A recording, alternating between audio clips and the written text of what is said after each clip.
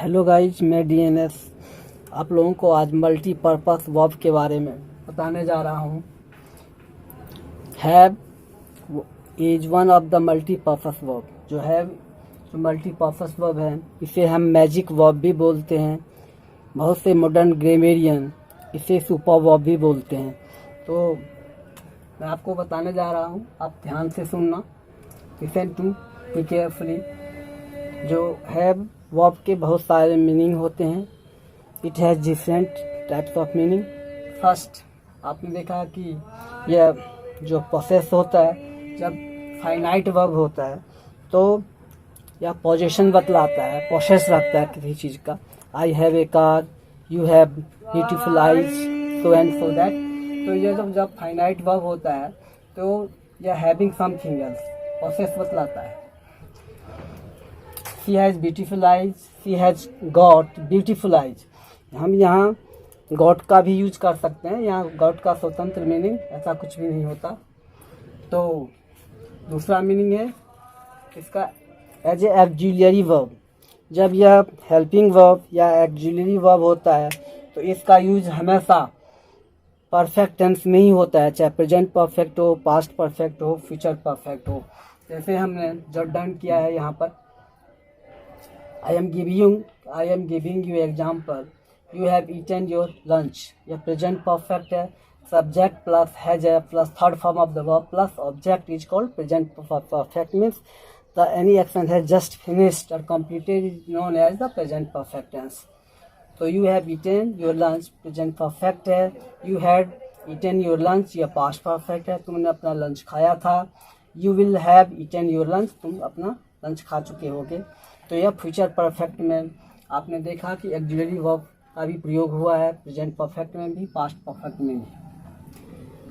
अब हैव का use now हम इन्फिनेटिव के यूज करते हैं। किसी भी वर्ब के पहले अगर टू अप्लाई करते हैं तो यह इन्फिनेटिव होता है।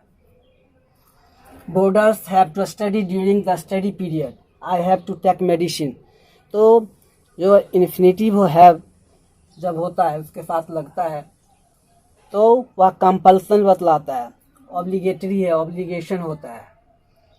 Boarders have to study during the study period, यहाँ ऑब्लिगेशन है, रूल्स एंड रेगुलेशंस है हॉस्टल का। तो स्टडी पीरियड में जो बोर्डर्स हैं उसे स्टडी करना होता है।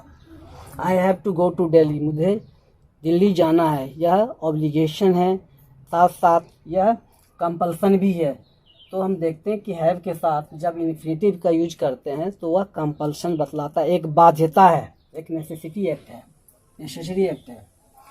अब हैड का यह कंडीशनल सेंटेंस में भी यूज होता है। अगर हैड किसी शब्द के बिगिनिंग में आता है तो इसका अर्थ इफ होता है। Had I known it I would have informed you. अगर मुझे इसकी जानकारी होती तो मैं आपको सूचित किया होता। Had I the wings of a dog I would have flown to thee. यदि मेरे पास विंग होता तो मैं आपके पास उड़कर चला गया होता। तो इफ़ आई हैड, इसे हम यूं भी कह सकते हैं कि if I had wings of the dove I would flown to thee, I would have flown to thee. तो इफ का इसका मतलब इफ होता है। If I had I means if I had, यह बिगिनिंग में आता है तो कंडीशनल है। यहाँ हैड का अपना कोई स्वतंत्र मीनिंग नहीं होता, इसका मतलब इफ होता है। अब जो फिफ्थ यूज है इसका, had as a causative verb. Causative verb क्या होता है? जब एजेंट द वर्ब के साथ इसका अलग ही तालमेल होता है। जब कर्ता खुद काम नहीं कर किसी से को प्रेरणा देता है, करवाता है, तो वह कॉजेटिव वर्ब होता है। तो इसका फॉर्मूला मैंने लिखा है, नोट कर लो। S plus had plus object plus verb का third form. I had him sent to school. इसका मतलब है कि मैंने उसे स्कूल भिजवाया, मेरे सर्वेंट उसे लेकर गया। I had my hair cut, मैंने अपने बाल कटवाए, खुद नहीं काटा। तो ये आपने देखा कि एक पॉजिटिव वर्ब है, इसे हम प्रेरणार्थक क्रिया भी कहते हैं। अब जो नेक्स्ट यूज है, have as a perfect conditional tense. इसका यूज परफेक्ट कंडीशनल टेंस में भी होता है। इसका फॉर्मूला है subject plus should plus have plus third form of the verb. He should have eaten, उसे खाना चाहिए था। दे हैव यहाँ देखो कि यहाँ पर जब यह कंडीशनल सेंटेंस होता है तो इसके साथ ऑलवेज शुड लगाओ have plus third form of the verb. उसे खाना चाहिए था तो ही शुड हैव ईटन। उन लोगों को वापस आ जाना चाहिए था, they should have come back. तो अभी आपने देखा किस तरह से have as a perfect conditional tense में यूज होता है। अब इसके साथ जो है वर्ब्स के बहुत सारे मीनिंग होते हैं। हैव वर्ड के बहुत सारे मीनिंग होते हैं। हैव का मतलब देखो खाना भी होता है, eat. What will you have, rice और चपाती। तो आप क्या लेंगे, राइस और चपाती। तो यहाँ हैव का मतलब ईट हुआ, खाने से हुआ। तो have gives the meaning of eat. What will you have, rice और चपाती। Note of interrogation. तो अभी आपने देखा कि इसका मतलब इट भी होता है। अब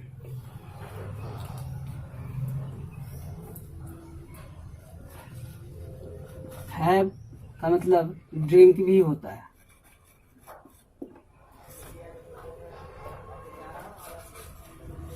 what will you have, T और coffee.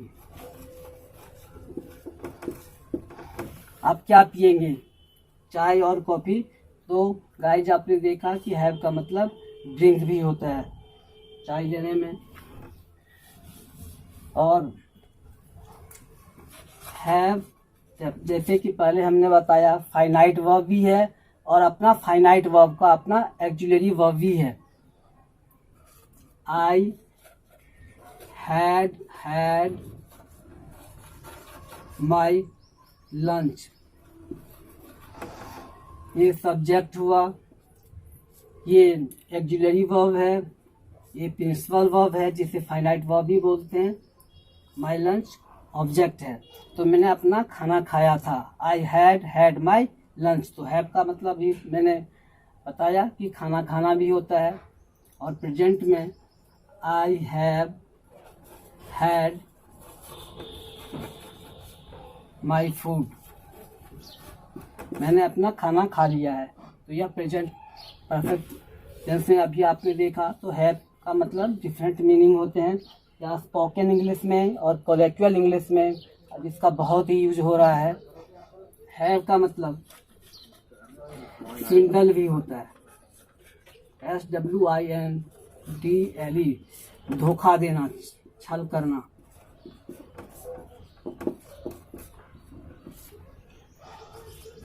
I am afraid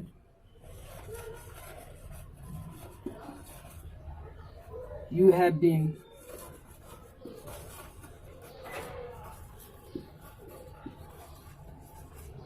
had, मुझे संदेह है कि आपके साथ धोखा हुआ है। तो अभी देखा कि हैव का मतलब सिंगल होता है, डिसीव करना भी होता है। हैव का मतलब नेक्स्ट देखिए डिफीट, हरा देना।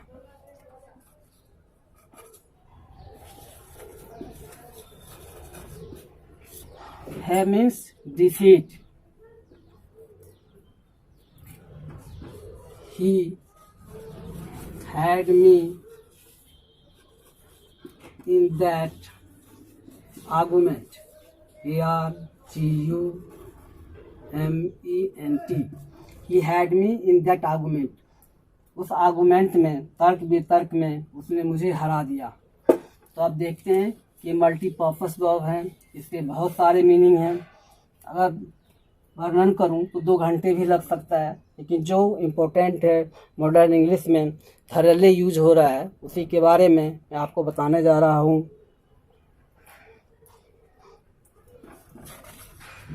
हैव का मतलब होता है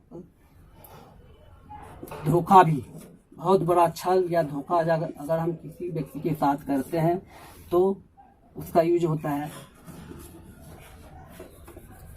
what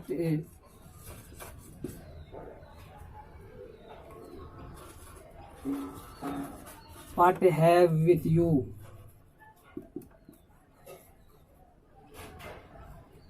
note of exclamation, exclamatory sentence हुआ व्हाट हैव विथ यू, आपके साथ इतना बड़ा धोखा, आपके साथ इतना बड़ा धोखा हुआ है। तो अभी आपने देखा कि डिफरेंट मीनिंग्स होते हैं। और भी देखो, हैव का मतलब गिव वाज टू होता है, बच्चा पैदा करने के लिए भी हैव का यूज होता है, give was to.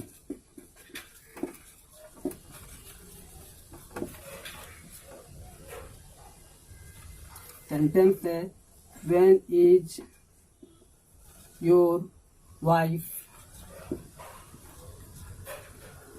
going to have her next baby, when is your wife going to have her next baby, आपकी पत्नी दूसरा बच्चा पैदा कब करने जा रही है। तो अभी हैव का आपने देखा कि गिव वाज टू हुआ।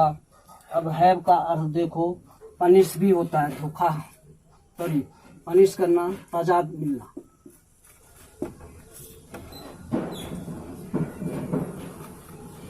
He was head up for exceeding the speed limit.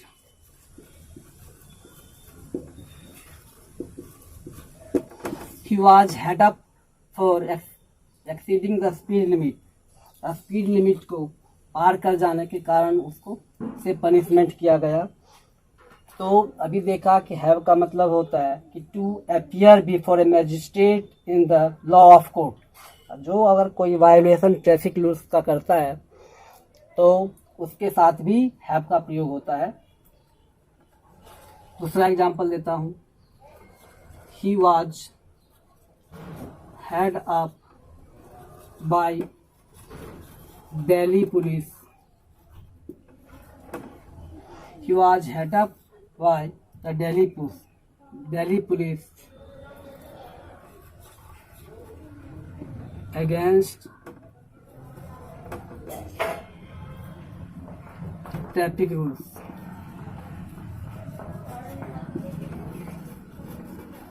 Traffic rule के खिलाफ उसे दिल्ली पुलिस ने उसका चालान काटा। तो ये हेड अप का आपने डिफरेंट मीनिंग देखा, चालान काटना, पनिशमेंट भी करना, कोर्ट के सामने उसे प्रोड्यूस भी करना। तो ये हैव का मतलब होता है। तो हैव का मतलब नहाना भी होता है। ही इज हैविंग बाथ, मतलब वह नहा रहा है। ही इज टेकिंग बाथ, हम यूं भी बोल सकते हैं कि वह जो नहा रहा है। तो अगला देखो कि बहुत सारे इसके मीनिंग हैं।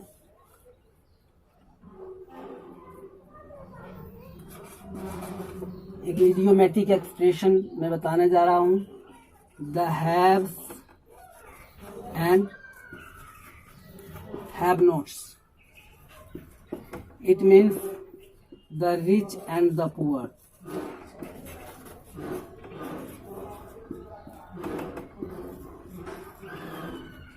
The rich and the poor. The haves and have nots. इसका मतलब अमीर और गरीब होता है। The Indian Constitution provides fundamental rights to the haves and have nots. भारतीय कॉन्स्टिट्यूशन गरीब अमीर सब के लिए फंडामेंटल राइट्स प्रोवाइड करता है। तो गाइज इसके बहुत सारे मीनिंग हैं, तो इतना ही हमने आपको बताया है और आप सुनते रहिए। और बहुत सारे हैं। टू गेट, टू ऑब्टेन भी मतलब होता है आपका obtain.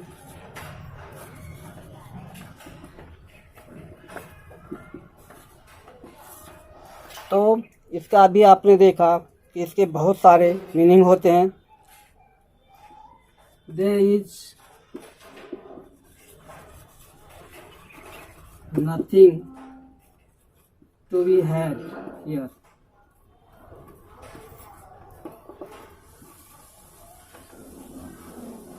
There is nothing to be had here, यानी यहाँ आपको कुछ नहीं मिलने को। तो अभी आपने देखा कि हैव के कितने सारे मीनिंग हैं, सब कुछ एक ही पल में नहीं बता सकते। तो गाइज यह आप वीडियो आपको बहुत ही काम आएगा। ये मल्टीपर्पज़ वर्ब इतना खोलकर आपको किसी नहीं बता सकता। तो आप वीडियो को लाइक करिए, अपने फ्रेंड्स के बीच में शेयर करिए, और हमारा जो चैनल है DNS इंग्लिश को आप सब्सक्राइब करें। वीडियो को बिगिनिंग टू एंड आप देखिए, अदरवाइज आप अंग्रेजी के स्कॉलर नहीं हो पाएंगे। Thanks for watching my video.